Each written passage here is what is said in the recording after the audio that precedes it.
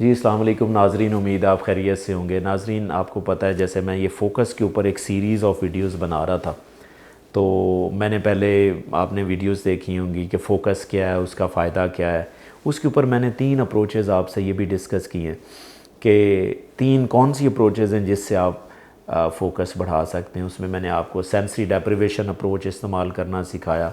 फिर मैंने आपको ब्रेकिंग द रूटीन, इसके ऊपर मैंने एक वीडियो है। फिर तीसरी मैंने आपको जो चीज़ बताई थी कि न्यूट्रिशन जो है वो कितनी इम्पॉर्टेंट है फ़ोकस के लिए, तो ये काइंडली आप ज़रूर वीडियोस देखिएगा। लेकिन जो आज मैं वीडियोस आपको दे रहा हूँ ना, ये वो आपके जो ईटिंग हैबिट्स हैं वो आपके फ़ोकस को कैसे डैमेज करते हैं, ये मैं आपको ज़रूर बताऊंगा। क्योंकि समटाइम हम चीज़ें ठीक खा रहे होते हैं, यानी कि आप ज़रूरी चीज़ें भी ले रहे हैं जो फ़ोकस के लिए अच्छी भी हैं, लेकिन आपके खाने का जो तरीका है वो अगर ठीक नहीं है तो बिलीव मी कि आपका फ़ोकस फिर भी ख़राब होता है। उसमें सबसे पहले मैं आपको बताऊंगा कि अगर आप खाने की जो रूटीन है इसको डिस्टर्ब करते हैं, यानी कि आप अपने मील को स्किप करते हैं। ठीक है, जब आप मील को स्किप कर रहे हैं ना, स्पेशली मैं ब्रेकफास्ट की बात करता हूँ, जब आप ब्रेकफास्ट को स्किप करते हैं ना, तो देखें जैसे ही आप उठते हैं तो ऑलरेडी आपका शुगर लेवल बहुत डाउन होता है। तो उसके साथ क्या करते हैं, आप ब्रेकफास्ट भी नहीं करते। जब आप ब्रेकफास्ट नहीं करते तो आपका शुगर लेवल पहले ही बहुत है, और अगर आप कोई मेंटल एक्टिविटी वहाँ पे करना शुरू कर देते हैं, कोई पढ़ाई लिखाई का काम है या कोई और इंटेलेक्चुअल काम आप करते हैं, तो देखें उस टाइम आपकी बॉडी में शुगर कम होती है और ब्रेन को भी कम शुगर मिल रही होती है। अगर ब्रेन को कम शुगर के साथ आप उससे हैवी काम लेंगे ना, तो आपका ब्रेन जो है वो फटीग्ड हो सकता है, वो थक सकता है, जिसकी वजह से आपका फोकस नहीं रहता। इसलिए मैं आपसे गुजारिश करूँगा कि आप ये एक बिहेवियर्स बना लें कि अगर आपके अंदर प्रॉपर एक लाइट फूड आपने नहीं ना ली, तो आप कोई भी हैवी मेंटल एक्टिविटी ना करें। हाँ, एक और काम भी आपने नहीं करना, ज़्यादा खाने के बाद भी आपने हैवी मेंटल एक्टिविटी नहीं करनी। वो कैसे? क्योंकि जब आप ज़्यादा खाते हैं, ज़्यादा खाने से क्या होता है, आपकी ज़्यादातर ब्लड सर्कुलेशन वो स्टोमक की तरफ चली जाती। क्योंकि आप हैवी जब खाना खाते हैं तो आप स्लीपी मूड में जाते हैं, तो आपका पैरासिम्पैथेटिक नर्वस सिस्टम जब एक्टिव होता है तो आपका जो ब्लड है वो ज़्यादा स्टोमक की तरफ जाता है और आपका ब्रेन को कम ब्लड मिलता है और ऑब्वियसली ऑक्सीजन भी कम मिलती है। और जब ऑक्सीजन कम मिलती है तो उस टाइम अगर आपको वर्क करेंगे, मेंटल वर्क करेंगे, तो आपकी परफॉर्मेंस भी अच्छी नहीं होगी क्योंकि फोकस अच्छा नहीं हो पा रहा। तो इस चीज़ से आपने अवॉइड करना है। फिर अगली बात, हमारे एक आदत है कि हम हाई शुगरी स्टफ़ लेते हैं।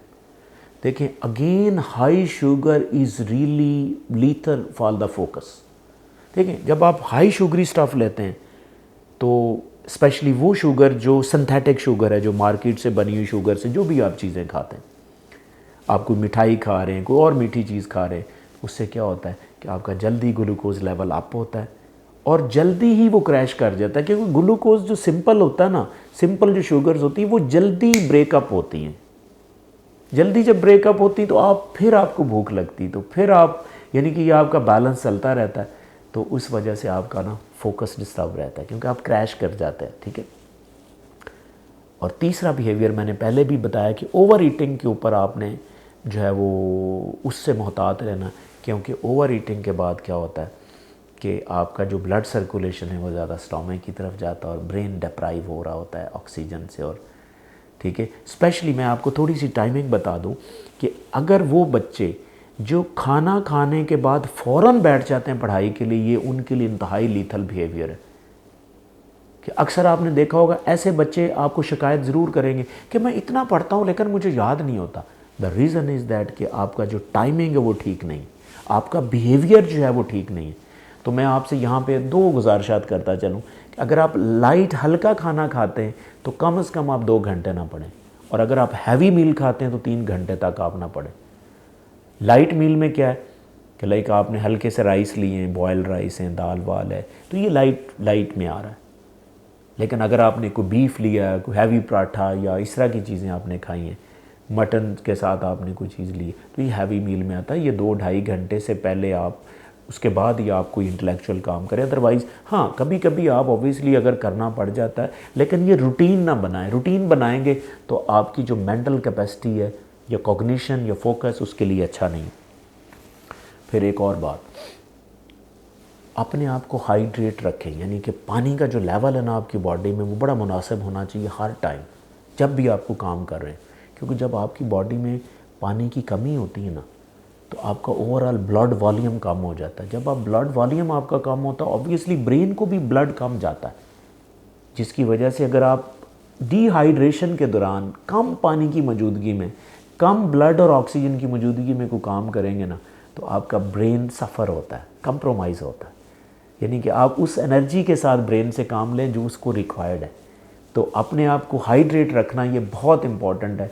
बहुत से लोग होते हैं कि वो चले कोई बात नहीं ये करके पानी पी लेते हैं, नहीं, ये आपने हाइड्रेशन अपने आप को, ये बहुत इम्पॉर्टेंट है। हाँ, पानी पीने का ना एक बिहेवियर है, मैं आपको बता दूं। अगर आप रूटीन में पानी कम पीते हैं ना तो इवन आपको प्यास भी नहीं लगती। अब वो बॉडी ना आपको डाउज करना शुरू कर देती, अंदर आपको पानी की ज़रूरत है लेकिन आपको फील नहीं होता, क्योंकि ये आपकी परसेप्शन है। आप पानी रूटीन में कम पी रहे हैं और आपको लगता ही नहीं है कि मुझे प्यास लग रही है। तो मेरी आपसे गुजारिश है कि जो लोग मेंटल एक्टिविटी बहुत ज़्यादा करते हैं वो पानी अपने साथ रखें, मैं थोड़ी देर बाद आप सिप ले सकते हैं। इस तरह अपने आप को हाइड्रेट साथ साथ रखें। तो इसके साथ मैं आपसे ये भी कहूँगा कि वो लोग जो एक्सेसिव किस्म की चाय और कॉफ़ी पीते हैं, यानी कि एक दिन में 4-4, 5-5, 6-6 कप कॉफ़ी की पी रहे हैं, उससे क्या होता है कि आपकी बॉडी में जो कैफ़ीन है ना उसका लेवल अप हो जाता है। जब आपका लेवल अप होता है तो आप ऑलवेज हमेशा एंग्शियस रहते हैं। अब एंग्शियसनेस के अंदर वैसे आपका फोकस कम हो जाता है। तो मेरी आपसे गुजारिश है कि कॉफ़ी या चाय इस तरह की स्टिमुलेंट चीज़, मैं अक्सर वीडियो में पहले ही बता चुका हूँ, maximum 2 standard cup of coffee और टी, कॉफ़ी और टी, ये नहीं कि 2 कप कॉफ़ी और चाय, नहीं, कॉफ़ी और टी के 2 कप जो है ना ये मुनासिब है। इससे ज़्यादा अगर आप कॉफ़ी या चाय लेते हैं तो ये आपके लिए अच्छी नहीं है, ठीक है। तो अपनी जो कैफ़ीन की जो अमाउंट है उसको आपने रिस्ट्रिक्ट करना है। और एंड पे मैं आपको बताता चलूँ कि अगर आपने फोकस बढ़ाना है ना तो इसमें हमारा जो एक ईटिंग बिहेवियर होता है वो मुनासिब इसलिए नहीं होता कि हम एक रूटीन की चीज़ें खा रहे होते हैं, रूटीन की, यानी कि अगर आपको एक सब्ज़ी पसंद है तो वो वही पकनी है, नहीं। मेरी आपसे गुजारिश है, क्योंकि अगर एक ही तरह की सब्ज़ी आप बनाएंगे ना, बहुत सी चीज़ों की तो आप में कमी नहीं होगी। ऑब्वियसली अगर आप एक मिनरल्स या एक विटामिन ज़्यादा खा रहे हैं तो उसकी कमी नहीं होगी, लेकिन कुछ चीज़ों की कमी हो जाएगी। अगर उन चीज़ों की कमी हो जाएगी तो ऑब्वियसली आपके लिए नुकसान थे। तो आप कोशिश करें कि एक बैलेंस डाइट, सब्जियों में भी हर सब्ज़ी ट्राई करें, मीट भी लें, ठीक है, उसमें रेड मीट भी लें, वाइट मीट भी लें, फ़िश भी लें, चिकन भी लें।